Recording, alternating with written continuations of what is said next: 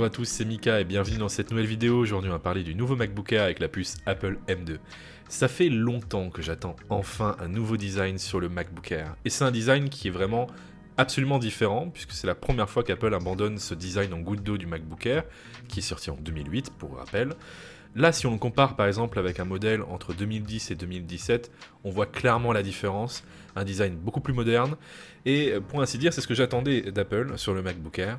Avec l'arrivée des puces maison, Apple maîtrise beaucoup plus l'aspect énergétique, consommation, performance, chaleur, ce qui leur permet de créer des ordinateurs bien plus audacieux en termes d'esthétique. Le nouveau MacBook Air reprend le design des MacBook Pro 14 et 16 pouces mais en bien plus fin. Il est disponible en 4 finitions, dont 2 complètement inédites, le lumière stellaire et le minuit. Dans cette vidéo, je vous présente le minuit, il est très joli, c'est un noir qui tire entre le noir mat et le noir bleuté, par contre c'est une horreur niveau trace de doigts. Ça prend tout au moindre toucher, c'est très difficile à retirer, donc si vous êtes sensible sur ce point, franchement fuyez et prenez un coloris plus clair. MagSafe is back sur le MacBook Air, c'est une technologie de charge aimantée, c'est pratique parce que ça se connecte et déconnecte facilement. Par contre, est-ce que c'est vraiment sécuritaire? Pas si sûr, puisqu'en théorie, ça permet au câble de se débrancher lorsque vous prenez le câble dedans, mais comme le Mac est très léger et l'élément est très fort, je trouve pas ça si sécuritaire que ça. En tout cas, les personnes sont de plus en plus équipées en USB Type C qui fait la charge et les données, donc est-ce que le MagSafe a l'intérêt en 2022? Je pense pas que ça soit un argument majeur. Parlons à présent de l'écran Liquid Retina. C'est un écran LCD magnifique avec une très belle luminosité, 25% supérieure au MacBook Air de base. L'écran est tout aussi coloré que les MacBook Pro 14 et 16 pouces avec plus d'1 milliard de couleurs. Par contre, il est rétroéclairé par LED, donc le rétroéclairage est moins précis, comme là par exemple lors d'un film, les bandes noires sont pas tout à fait noires. On n'a pas ce niveau de technologie qu'on a sur le MacBook Pro et son éclairage mini LED, qui est pour rappel un éclairage beaucoup plus précis par zone et qui permet donc d'avoir de bien meilleurs contrastes sur les noirs. Sur la partie supérieure de l'écran, on retrouve la fameuse encoche que beaucoup de personnes trouvent disgracieuse. Alors personnellement j'aime bien, je trouve que ça apporte un critère différenciant, comme sur l'iPhone, je trouve pas ça déplaisant esthétiquement. Et puis si Apple avait voulu la rendre plus compacte, ils auraient pu, vu le peu de capteurs présents à l'intérieur. Elle abrite principalement la caméra FaceTime 1080p, elle est de meilleure qualité que l'ancien MacBook Air qui était à 720, mais ça reste pas non plus une révolution. Apple fait d'incroyables efforts sur les caméras d'iPhone, j'attends la même chose sur Mac. C'est bien, mais on peut encore faire mieux. Sur la partie supérieure du clavier, le système à 4 haut-parleurs est caché dans le châssis. Il n'y a pas de grille haut-parleurs visible, le son passe par la charnière et sous le clavier. Le son est de bonne qualité, bien meilleur par rapport à l'ancien MacBook Air, mais il manque un peu de basse, on n'est clairement pas au niveau de ce qu'on a sur le 14 pouces.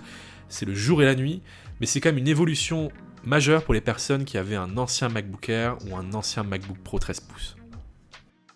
Parlons à présent d'une des nouveautés les plus matraquées par Apple dans le discours marketing, c'est la puce Apple M2.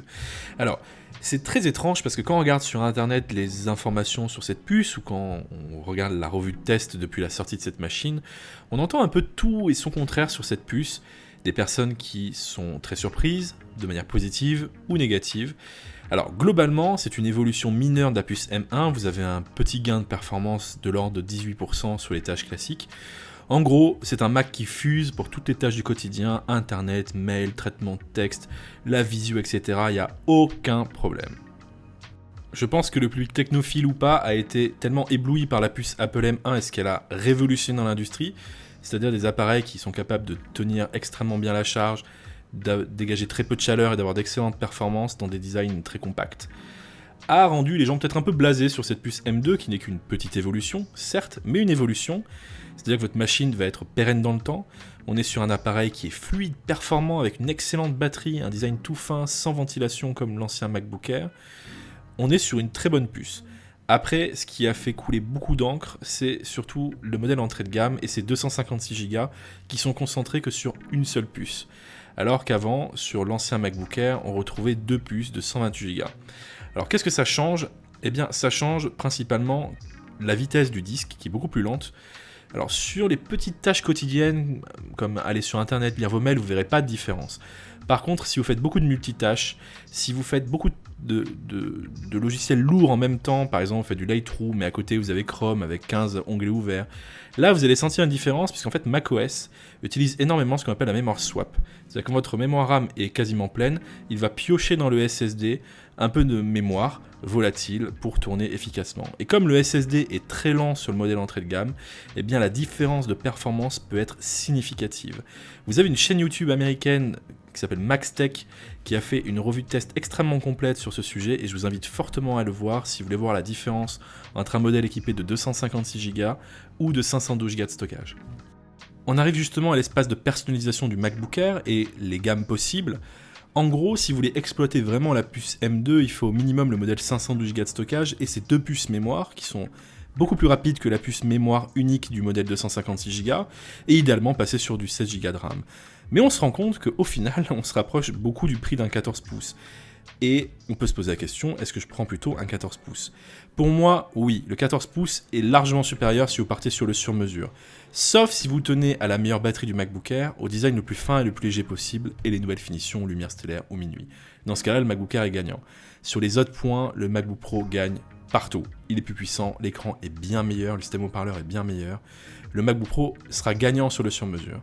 Donc pour moi, le MacBook Air n'est pas une machine forcément à configurer. Le modèle entrée de gamme est idéal pour les personnes qui veulent un ordinateur rapide pour faire des tâches simples, du mail, internet, traitement de texte, et qui ne ciblent pas le modèle MacBook Air M1 de base parce qu'ils veulent un design plus moderne. Et le modèle 512 Go et 16 Go de RAM est idéal pour les personnes qui veulent maximiser la puce M2 sans forcément mettre le prix d'un 14 pouces ou parce qu'ils veulent le form factor du MacBook Air. Voilà, merci à tous de m'avoir suivi, n'hésitez pas à réagir dans les commentaires si vous avez des questions ou des remarques, et je vous donne rendez-vous très vite pour une prochaine vidéo.